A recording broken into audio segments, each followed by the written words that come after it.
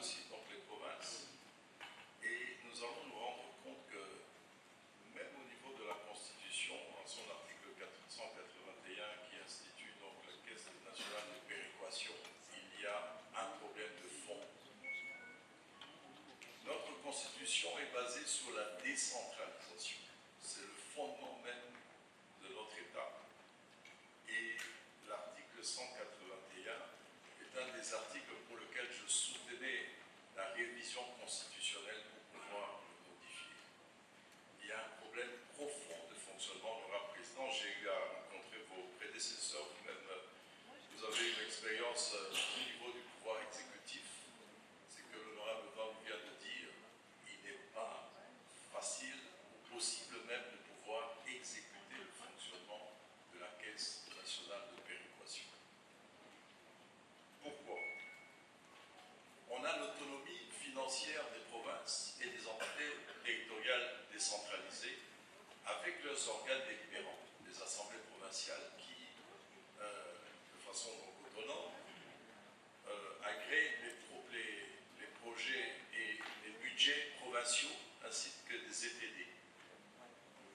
Par quelle manière aujourd'hui, de plus en plus, nous constatons que c'est le gouvernement central, à travers le PDL 145, ou à travers des, comme il vient de le dire dans sa réponse, il y a des injections directes de fonds au niveau des ministères qui agissent directement sur le niveau décentralisé. Il y a le PDL et puis beaucoup d'autres programmes. De quelle manière peut-on continuer à soutenir la décentralisation, qui semble d'ailleurs être sérieusement en panne, parce que la même question pourrait se poser aussi pour l'ensemble des gouverneurs. Pourquoi ne reçoivent-ils pas leur rétrocession de fonctionnement ou d'investissement? Pour vous dire, honorable Président, chers collègues, c'est une matière avec la commission ECOFIN et la commission de relations avec les CTD qui devrait nous permettre de faire une réforme profonde.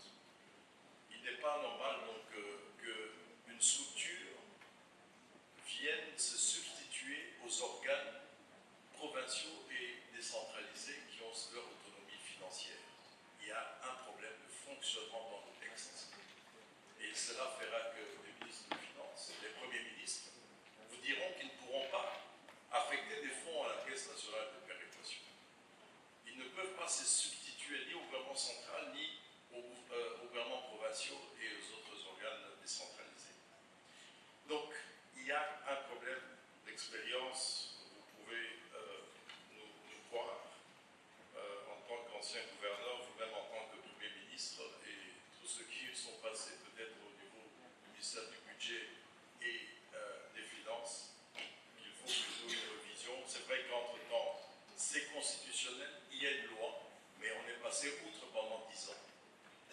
Prenons le courage d'aller dans le fond, de faire une étude plus approfondie pour voir d'abord, on pourrait satisfaire les provinces en étant certain que la rétrocession de fonctionnement est faite.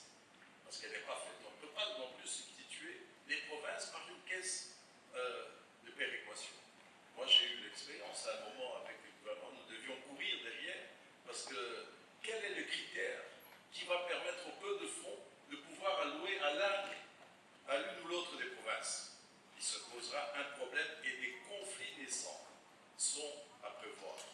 Parce qu'il y aura toujours l'une ou l'autre des provinces qui se sentira lésée par rapport aux priorités qui sera faite.